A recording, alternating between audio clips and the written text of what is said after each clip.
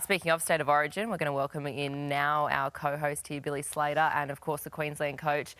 Bill, great to see you this morning.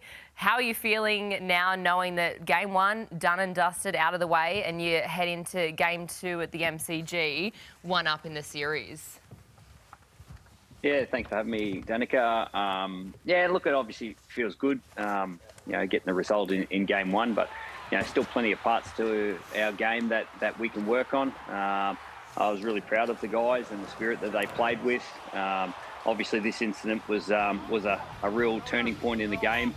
New South Wales going down to 12 men, and that changed the complex of the game. But proud of the guys, how they stuck to the task, and now we've got to do it all again in Game 2. You spoke of that incident with Reece Walsh. How is he, and how is he looking for Game 2? Are you confident that he will be there?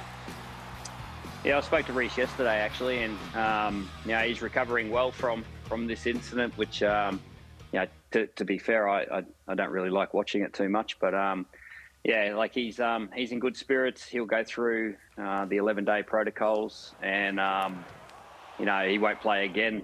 Obviously, for the Broncos in the next couple of weeks, he didn't play last night. He won't play again next week. The good thing is that he's doing okay. Hey, Bill, at 20-10, there was a period there where it looked like New South Wales sort of controlled the game.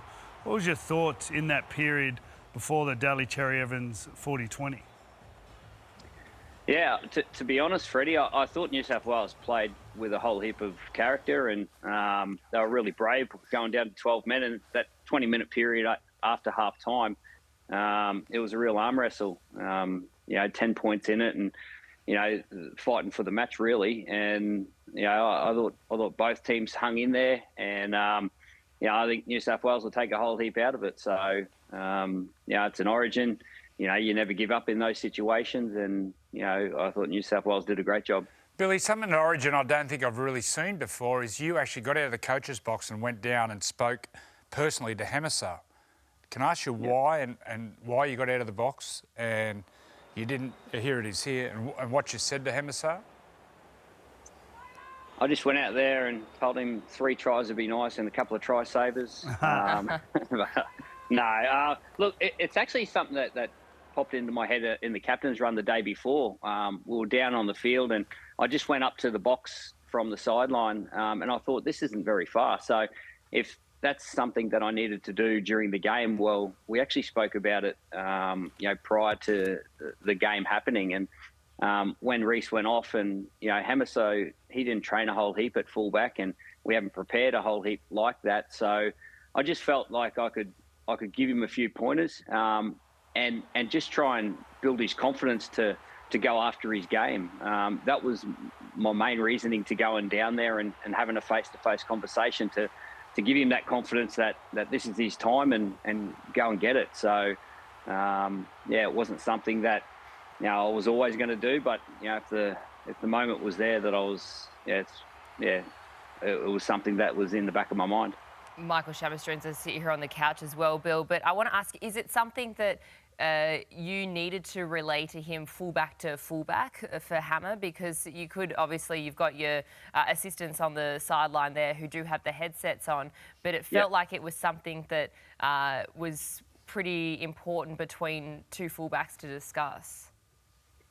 Yeah, and there's some real simple things in that position that you need to be focusing on, and obviously we see the big picture and the great tries and the bright and shiny stuff that fullbacks do, but it's really the simple stuff that is the main focus, and that was my main message to Hemiso, just in and around helping the team with numbers and just a couple of little focuses, and like I said before, the other thing was just to build his confidence to go and get the game. So it wasn't anything, and there's no magic formula or magic dust.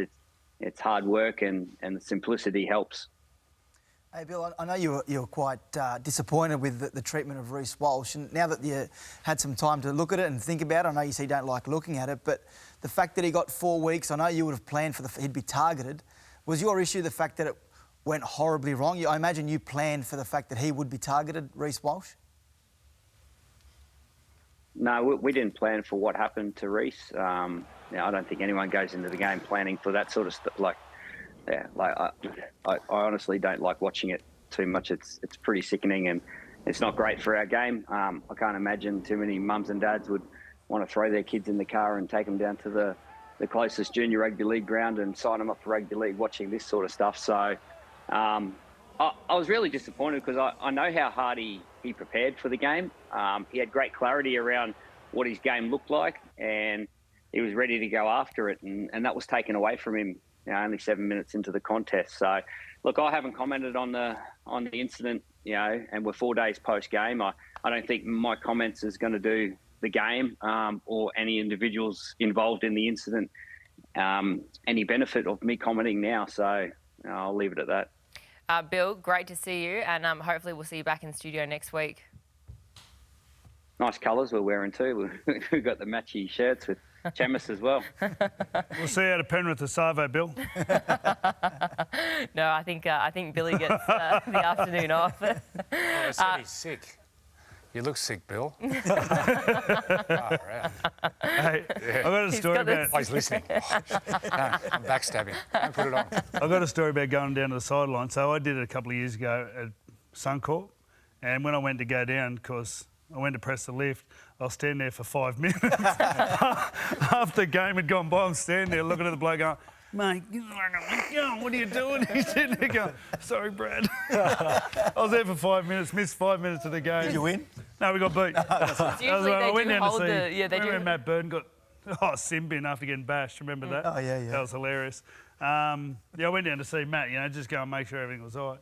And yes, I was standing there for 5 minutes as the lift wouldn't come. Yeah, usually they do have security guards holding it, but if you're going down early, they weren't aware of it. All right, let's talk New South Wales. Looking ahead to Game 2. Joey, would you be making many changes? If so, what changes would you be making? Well, the first one, Latrell just has to come in. There's no ifs or buts. And there's all rumours floating around that, something happened pre-camp, that he didn't talk to Madge or didn't turn up or something. Who cares? Just get him in there. Serious X factor. He destroyed him yesterday. He's just got to be there. Him and Stephen Crichton in the centres. And obviously the other big one is Nico. He'll come under all sorts of pressure. And I get the feeling that it's Mitchell Moses, number 7 to lose. What do you make of, Madge has made it clear that he wants to pick players that suit the style he wants to play, the effort areas. And I sat here last week or a couple of weeks ago saying that he should have been picked Latrell. Can you see the coach going against that philosophy that he stood for? Because really, the best players need to be picked, and Latrell Mitchell was in our best 17, right? He's the best player. And whatever's happened in the past, you've got to mend that or sort it out or manage different personalities. We all know Latrell's a big personality, but that's the job of the coach. You've got to manage those personalities. Well, Freddie's probably the best one to talk about that. I want to ask you something. What about the kicker? Kicking. Who's the best kicker? We scored our both tries off kicks. Who's our best kicker in New South Wales at the moment? Obviously, well, Adam Reynolds, I think, is the best in-game kicker. But obviously, Mitch has got a big boot on him. He's been doing it for Para for a long time. Can kick you out of trouble from deep in your own territory too. In terms of kicking, Mitch is probably the best kicker. I remember there was a grand final where you had a pretty good kicking game. Well, Billy Slater says. What did Billy say? He said he couldn't believe it. He said he stood there the whole night with his foot that far from the try line, and you just kept him on the try line the whole night. Yeah, well, are you putting your hand up to play halfback? How confident are you to be able to run a team around? Yeah, I'm not going to sit here and state a case, but I'll always bet. I loved last week in camp. It was awesome fun. But do you see yourself as a 5'8", not a first receiver? Obviously, I played that 6 role for the Roosters, right? But I probably don't play a conventional 6 role. Probably more in the shape of like Jimmy Maloney style, not the big body running 5'8". Yeah. More that smaller 7 can complement a half a bit better. Kicks a lot. I kick probably a lot more than a normal 7. But mate, I'm a realist too, right? I'm not in the cherry ripe of my career. And if you told me 6 weeks ago I was going to be in Origin camp, I would have laughed at you. And then obviously boys start dropping, and I was so happy to be there. But also you start winning. It's very different. Confidence, everything starts. Yeah. Your team changed. Well, the style of play is totally Sam Walker changed. made a difference, without a doubt. But everyone's outlook just changed, and your play just went pretty much through the roof. Like just Yeah, when you're in form and you're confident, things start happening, right? Probably the best I've felt in a few years this start of the season. We've struggled a little bit at the Roosters the last couple of years at the start of seasons, but it's been really enjoyable this year. Sammy Walker's on fire. Teddy's been awesome at the back, and having Spencer in there, Lindsay, these boys are laying a platform victor for us. It's been fun. So, Joey, you said you think it's Mitch Moses' spot to lose. Then looking at the halves pairing, does the combination of Mitch and Jerome suit, or would you be looking to change that number 6 jersey? Have they played together, Moses and Jerome? I know, well, game 3 last year. last year. Game 3 last year, Moses and Cody worked dynamic together. I know it was a dead rubber, but they worked really well together. Look, we could see the other night the kicking game in Origin wasn't sort of up to scratch, really. So Moses' kicking game will come in. You know what I found? Too many balls went to ground again. The times they did try to spread, the balls went to ground. That comes down to players being disorganised and not knowing their role. Well, I understand that, but that's what I'm saying. Like, Chamis, you spoke about, so this was a big error, the first kick, and then they marched downfield and scored. You spoke, I forgot my train of thought there, about Madge's style of play. We didn't see Madge's style because Suaalii got sent off. Right. Any idea what the style of play is he wanted to play? Well, Luke's probably better position to talk about it than me, but I just sort of looking at Nicho Hynes, and I don't know, it's probably unfair to ask Luke, but No, you can ask me. they were never going to win that. Well, they were up against it to win that game, so it's unfair to put the loss on Nicho Hynes. But it looked as though he had the chance to show people that theory, that widely held perception that in the big moments Nicho Hynes goes missing. He didn't nail it. I don't know, is it a reflection of Nicho Hynes' game management ability, or was it a reflection of a lack of game plan or a lack of detail? Because they looked lost out there. Not game plan or detail. I just think when Suaalii went off, everything went out the window. But there's times during the game where they looked disorganised and the kicking game wasn't up to scratch. And also defensively, there was a few misses. And the last try in particular, it was Hemiso scored the last try when Dearden went through. I don't know if we got footage of that, but some of the movements Nicho defensively there weren't. But Freddie got crucified over interchange, selections, and the way that game panned out after Suaalii went off. Like, I know they were up against it, but Hudson Young all week, Michael Maguire said he was going to be our cover, our centre. Didn't get on till 55, 60 minutes. They took 15, 20 minutes to bring Stephen Crichton in to switch him over the other side. What did you make of the way they adjusted to Suaalii going off? Well, it took a while for them to adjust to it. I know at one stage Liam and Angus Crichton were swapping sides, and I watched Angus running back to the left and wonder what was going on there. Like, you needed a stationary 4 people there because that's what they were heading to, and they were always going to attack Nicho Hynes. So I think you end up working out to bring Stephen Crichton on and then move Hudson over to the left-hand side. So it just took time, you know, and then all of a sudden there was a couple of HIAs and, you know, it does. You got to, you know, well, you hope for the best and plan for the worst. And I think what happened was it just took a while to get that plan into play. And in that period, there was about 2 tries straight away, and that hurt him. Is that the thing though? When you're going into, I know it's obviously chaos when things like this happen, and it was chaos on Wednesday night when Suaalii got sent off. But I feel like you need to nail the reshuffle and nail it very quickly because otherwise you're up against it. Would have been hard in the 7th minute, right? Because you'd want your middles to go for 25, 30 minutes. In that situation, you'd usually take a middle off, but to take a middle off after 7 minutes, to take a Jake or Payne, you're probably not taking Camo off it on the 7th minute. They would have had to take one of them off to get Hudson on, to move Crichton to the right. It did happen very quickly, but the game was nearly done after 5 minutes after they scored 2 tries. Like, as stuff, you go through and you'll say, right, if not normally if someone's sent off, you'll go, if someone's sin bin, what do we do? You know, if he's sin bin, what do we do? If he's sin bin, if that position's sin bin, if that one, you do it for every player. So normally there would be a chain reaction once it happened, but the send-off made it different because obviously you got to last it 73 minutes, not 10 minutes. And, you know, being a centre, they didn't have a back on the bench. So, you know, not easy. You can't cover everywhere. The players got to cover everywhere. Like, as a coach, you can't. There's too many things that can happen. Like, you know, like you're talking about hookers, halfbacks. You know, you look across the field, there's so many different bodies and things that they're good at. You can't cover all them. You know, the team that wins gets it right, the team that loses gets it wrong. So that's just the way it is. It resembled their Melbourne game. Really high energy. They had a couple of chances actually to walk away from this. I thought Brisbane controlled the game for a fair bit of it. but they just kept going. They kept fighting Cronulla. Very much like the Melbourne game where they went down to Amy Park and won. It's 2 great wins on the road. You could tell they were a little bit like 2 losses in a row up in Brisbane. They were down by 8 at half time. I think you could tell they were just holding on, and then Royce Hunt and Kyle Ero after half time just went crazy, and then the whole momentum shift. I think Tristan Saylor made a couple errors, Fletcher Baker, and then all of a sudden it was over. Because it felt like the Broncos were on at They were the on- start. they were They on were top. some really strong defensive efforts, but then it sort of just fell away. Tough. I think Payne and Paddy Carrigan went off. They had the bench on there to start the second half, and 3 tries in 10 minutes, I think, to start. You could tell no direction. Like under pressure when Cronulla hit the front, there was no Adam Reynolds, no one to kick him back into the game. You And worry about the Broncos, you get them in an arm wrestle and they don't stay in the arm wrestle. They want to play the flashy game. I just get worried if you lose. They didn't have their fullback and halfback. They're 2 of the best players in the comp. Geez, Braden Trindle was good. He was the best player on the field. Sifa Talakai was good. And Royce Hunt, he was the difference, I thought. Royce Hunt was unreal. What's he like on the field, Braden Trindle? He's good, mate. He's real crafty, unassuming, good footwork, good kicking game. He's obviously had a bit of trouble this year, but they've got him back in the team, and he'll be their 6th whacking to end blokes the year. last night. Defensively, technique. Now that Kennedy was good again. I thought Braden Brayley come up with a couple of really nice plays from dummy half. He was sharp.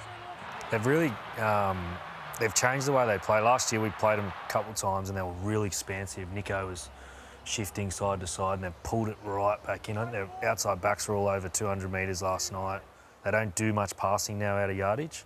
Just get to their kicks, kick into corners, let their big boys kind of take over. I've always really liked him as a player. Brady He was playing 5'8". I spoke to Fitzy about him a few years ago. He said, you really like him as a player. And he was playing 5'8". He said, no, but he's a halfback. I thought he played really well last night. Top notch.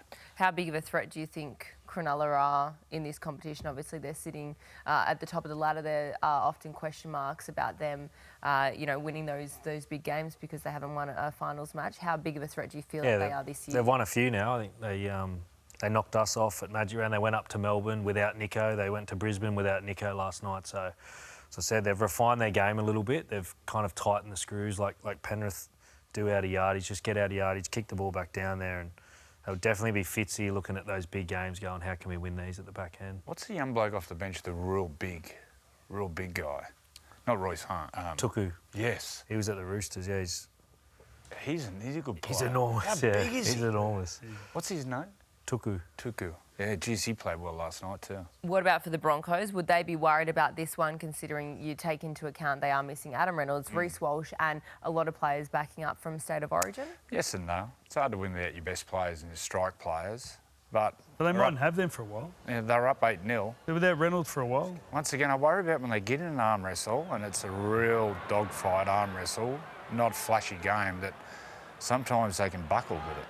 And they don't respect it. They want to play that still expansive style, when sometimes you just got to play ugly and get it done. Seem to be losing a lot of players. Like they're one of those teams that they haven't won a grand final, but they keep losing players because they're such a good, talented team. Everyone looks to them to get players, and they have such a big nursery as well. So they need to nail one. They need to nail one soon because they get picked at all the time. You look at they lost Capewell, they lost the blokes to the Dolphins. Like the Dolphins are around the corner now, so they're always looking at them. Flegler, Herbie. Farmworth. So I still think they're the team to beat. They get out of Origin and they're pretty much full strength. When's Reno back? He's going to be back towards the end of the season. So I think it's final few rounds he's looking at. Last month. Millie Elliott, great to have you on. A few days now since Game 2. Obviously disappointing to finish the way that it did, but a fantastic night, a fantastic game. How are you feeling now? Yeah, it was great for women's footy at the end of the day. It was a sold-out crowd. They did sell out, but the weather gods weren't too good, as they haven't been lately in Newcastle. But to still get over 25,000 people there was unbelievable, and what a game right to the end. Disappointing, obviously, to not get the win, but sets it up for a great Game 3. Did you feel in control? I think watching both games, I would say New South Wales, I think, spent 75% of the game in control. Did it feel like that? At times, definitely. But then, when you get on the back foot and they get their fronties running good lines, getting quick play the balls, and then, you let people like Ali Brigginshaw and Taryn Aiken, get on that advantage line and just get their run of play. Ali's not the fastest, she's the smartest, but Taryn getting, that quick ball, she loves it right on the line. We weren't in control there, were we?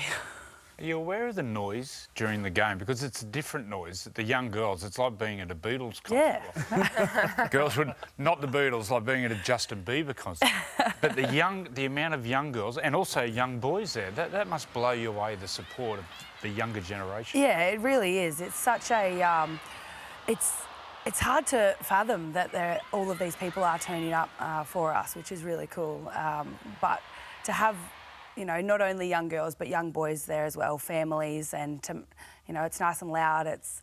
It's great to be a part of. Running out, it's such a cool feeling, one I never thought that I'd ever experience. So just standing there, the anthem's playing, with your mates, it's looking up and seeing the crowd and everyone there. It's so surreal.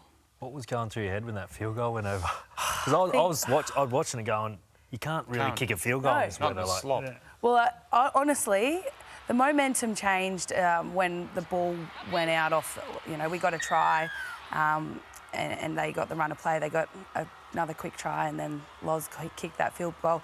I honestly couldn't believe that it even stood up. I couldn't believe it got off the ground. But Loz, she's got a background in soccer. She's a great player, such a great competitor. For Newcastle Jets. She played for Newcastle Jets. So 10 years I ago. know she's been playing on that field, and now she kicked them into a decider. So yeah, she had a great game, and it was I honestly couldn't believe it, to be honest. There was even some kick pressure. She was really deep. The ball barely got to her. Yeah. She's kicked 2 field goals in NRLW. Yeah, no, she's a great kicker. Yeah. Townsville, what happens in Townsville? Townsville, we go again. We reset, we watch the game back, haven't watched it back yet.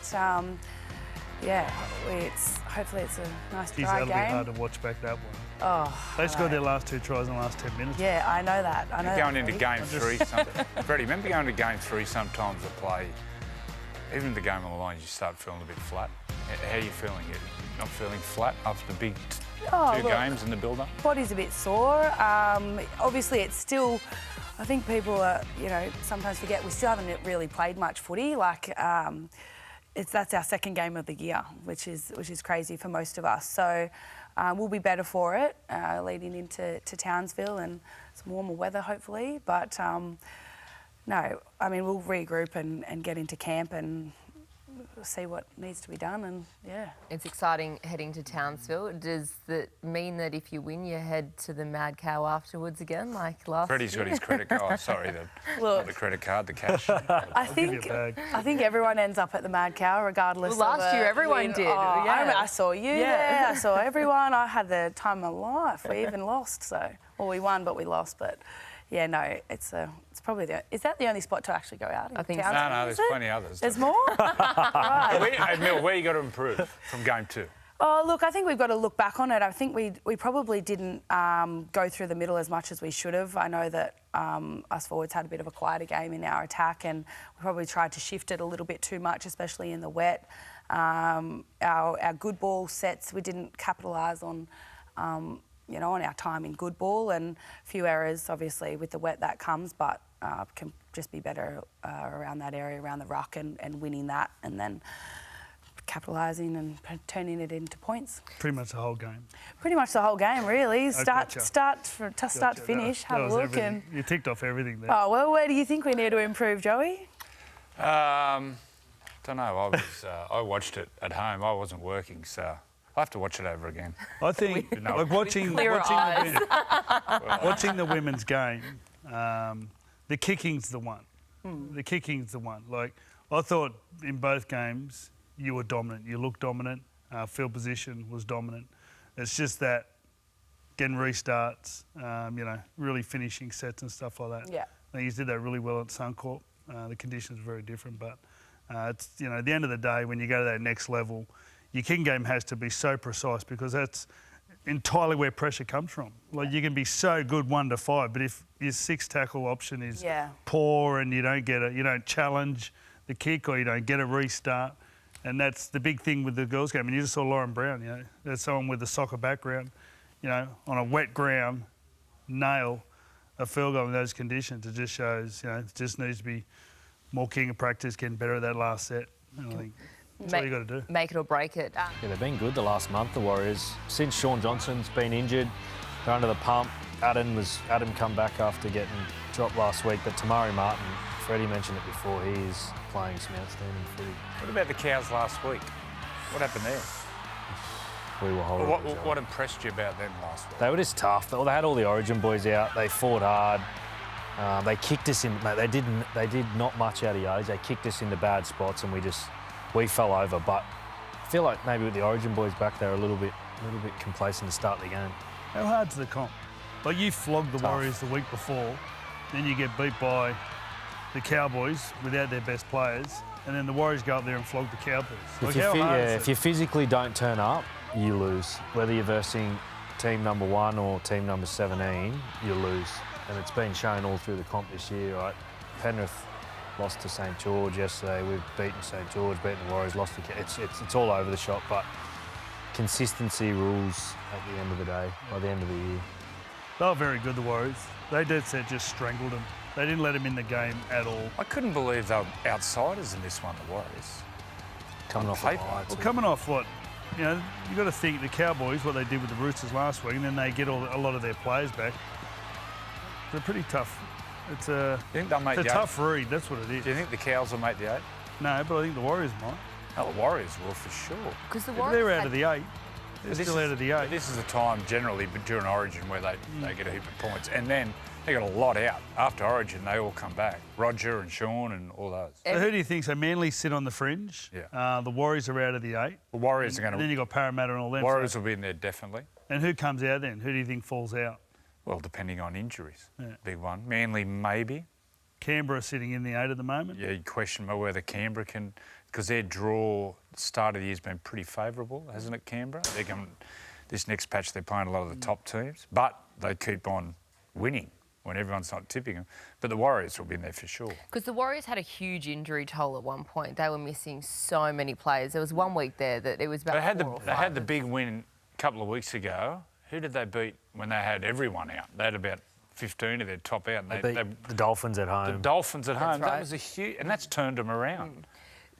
Looking ahead, though, so Tamari Martin, he was incredible. Sean Johnson's expected to be back next week, if not the week after. How does the team then sit with Tamari available, Sean Johnson available? Chanel Harris comes into play with Juz Tavanga. They're their versatile sort of players who can cover hooker, cover another position. Tavanga covers back row, lock forward, plays in the middle. With Dylan Walker, I think Dylan Walker's a huge in for the Warriors. He's been injured, for a lot of the year. Well, you play with Dylan. Yeah, awesome. He is so versatile. I was trying to pick him in the Origin, but he had a broken foot last year, and they said it was going to get better. But he covers. He's played plenty of hooker for him. Centre, plays centre, halves, plays in the middle of the moment for them. Like, he's a huge bonus, and I think that nearly forces Tavanga out and Harris Tavuta goes to the bench. Well, Luke Metcalf, he had the hamstring injury, didn't he? Is he out for the year? No, I think he's back. I think he's right. back in a couple of months, maybe. Because when he's in, he adds speed to that team. Yeah, so speed through the middle, don't he? Support. Whether he comes back, but until then, it'll be Sean and definitely Tamari. For sure, you can't drop Tamari. It'd be interesting to... Listening to Tamari last night, he said he's loving playing on the ball. Yeah. So when Sean's there, he's on the ball. Tamari will play left half. Chans will be on the right. You see he was uncomfortable with that. Do you chuck him back in? No, do you chuck Sean? I'd play him on the ball and let Sean run. Second receiver. Play a 5'8" role. For sure. The hooker's the big one, though. I think Wade Egan. He's awesome. Yeah. He's so slick. When how straight he plays at the Yeah. markers, he holds them all the time. He's as good as anyone. And no look to 10 see. metre He's the best around. So the good. What a win this was for South Sydney. Obviously, they've had some tough times, but now this one puts them off the bottom of the ladder. It started bad for the Titans and just never got better. Pretty much every 10 minutes, South Sydney scored a try. Cody was in form. Latrell was obviously in form. Cookie set up the first try, a nice bit of dash out of dummy half, and there was a running battle between Cody and Fafita, which was unbelievably entertaining. And I think that everyone stopped looking at the score at the end of the game. We were just waiting for these two to come together again. But at the end of the day, it was Latrell, really. Everyone was talking about Latrell, giving Origins around the corner, and he stood up. Well, Cody got the last laugh with the win, but David And scored the try at the death too. he got Cody. He absolutely nailed him at one point when he went over to score a try. But Latrell Mitchell, a lot of the discussion has been about him. Luke, do you think that he would be most suited to that New South Wales vacant spot? Yeah, he will be. Like, he's been there before, obviously. He's performed really well, and I've been with him in some big games, and the effect he has on the people around him and the opposition, it's something you can't really see unless you're on the field. And, whether he's in form or out of form here, right? He's not the guy that's going to take 20 carries like Teddy and Dylan Edwards and these blokes, but he's got a presence and an influence. I've only seen it in a few players. Greg Inglis had it. Latrell's got it too. Put him at left centre. He has to be picked for Origin. Simple as that. I'm looking at the South Straw. Now, Friday night next week, we're doing this game. We'll see it live and free. I reckon they'll beat the Broncos, and I think they'll go on a run.